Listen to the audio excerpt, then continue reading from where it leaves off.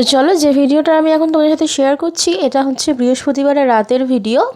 আমাদের বাড়িতে হয়েছিল চিকেন কষা আর রুটি। তো সেটাই একটুখানি ক্লিপ তোমাদের ভিডিওর মাধ্যমে শেয়ার করবো বলে তুলে রেখেছিলাম। বাট তুমি দুঃখিত যে পুরো ভিডিওটা আমার ভিডিও মানে ক্যাপচার করা হয়নি ক্যামেরা, মানে আমি আপ টু কষা পর্যন্ত তোমাদেরকে দেখিয়েছি।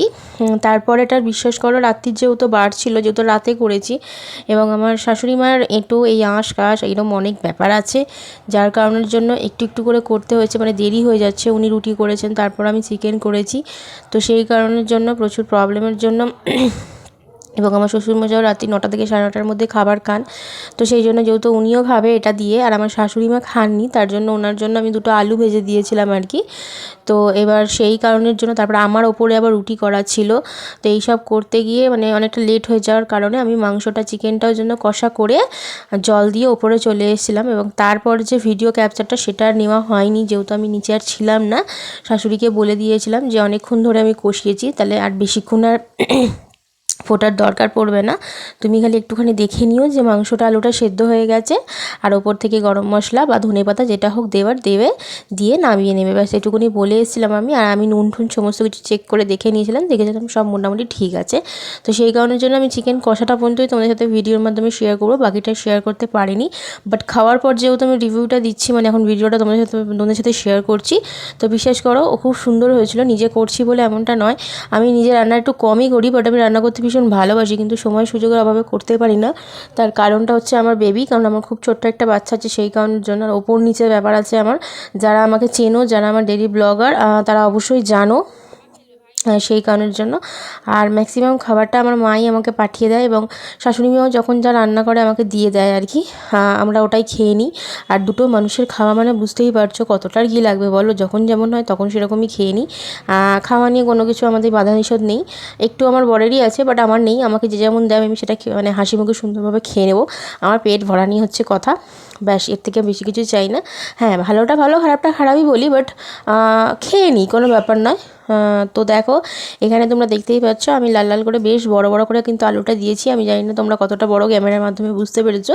ঠিক খাসির মাংস যেরকম আলু হয় আমার ওরকম আলু খেতে ভীষণ ভালো লাগে, বেশ বড় বড় করে আলু হবে। খুব ছোট ছোট করে আলু কাটলে আমার একদম ভালো লাগে না, যেন যখন আমাকে মাংস করতে দেয় আমি প্রথম থেকে শেষ পর্যন্ত পুরোটাই নিজের হাতে করি, তাতে আমার ভালো হয়। নাহলে অনেকে ছোটো ছোটো করে কেটে ফেলে, সেই কারণের জন্য।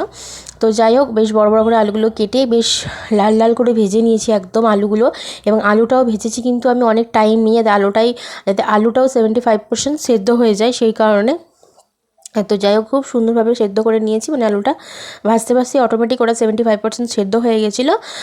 তো তারপরে দেখো পেঁয়াজটা বেশ খানিকটা পেঁয়াজ আমি কেটে রেখেছিলাম, তো সেটাও তোমরা দেখতে পাচ্ছ ভেজে নিয়েছি। তারপর দিয়ে দিয়েছি টমেটো একটু, ওর মধ্যে একটু মানে পুরো গোটা একটা বড় টমেটো দিয়েছিলাম, আর দিয়েছি হচ্ছে আদা রসুনের পেস্ট। আর মশলাটা দেখতে পাবে তোমরা, আমি আগে থেকে জল দিয়ে একটা ব্যাটার রেডি করে রেখেছিলাম, এতে সুবিধা হয় দেওয়ার জন্য। তার মধ্যে যেরকম থাকে চিকেন মশলা, নুন, হলুদ, কাশ্মীরি মির্চি, লাল মির্চি, জিরে গুঁড়ো একটু সামান্য, আর হচ্ছে চিনিটা হচ্ছে কালারের জন্য অপশনাল, যারা দিতে পারো দেবে, যারা দেবে না তারা দেবে না। তো আমি সমস্ত রান্নাতেই চিনি দিই, এতে আমার মনে হয় কালারটা খুব সুন্দর আসে, আর কালারটাও বেশ সুন্দর হয়েছিল, লাল লাল একদম ঝোল ঝোল। তো যাই হোক, আমি খাবার পর যেহেতু আবারও বলছি, খাবার পর যেহেতু ভিডিওটা রিভিউ দিচ্ছি, সেই জন্য ভীষণ সুন্দর হয়েছিল খাতে। এটা আমরা রুটির সাথে রাত্রিবেলা সার্ভ করেছিলাম, আর ছিল হচ্ছে স্যালাড হিসেবে পেঁয়াজ আর শসা। তো যাই হোক, আমি আগেই বলেছি কষানো পর্যন্ত আমি ভিডিওটা তোমাদের সাথে শেয়ার করবো, এই পর্যন্তই, এর থেকে বেশি ভিডিও ক্যাপচার করা হয়নি। ভালো লাগলে অবশ্যই লাইক কমেন্ট শেয়ার করতে পারো। এই পর্যায়ের মাংসটাও কিন্তু খাওয়া যাবে, বিশ্বাস করো খুব সুন্দর লাগবে কষাটা। তো যাই হোক, ভালো লাগলে অবশ্যই আবারও বলছি লাইক কমেন্ট করো। যারা আমার নতুন ইউজার তারা চ্যানেলটাকে সাবস্ক্রাইব করে পাশে দেখো। আজকের ভিডিও এটুকুনি, দেখা হবে খুব তাড়াতাড়ি নেক্সট ভিডিওতে আবারও তোমাদের সাথে। একটু একটু করে যেভাবে ভালোবাসা দিচ্ছ, ওইভাবে একটু একটু করে ভালোবাসা দিয়ে যেও আমাদেরকে। আমিও তোমাদেরকে অনেক অনেক অনেক অনেক ভালোবাসি। তো চলো টাটা, দেখা হবে নেক্সট ভিডিওতে। আজকের মতন এটুকুনি।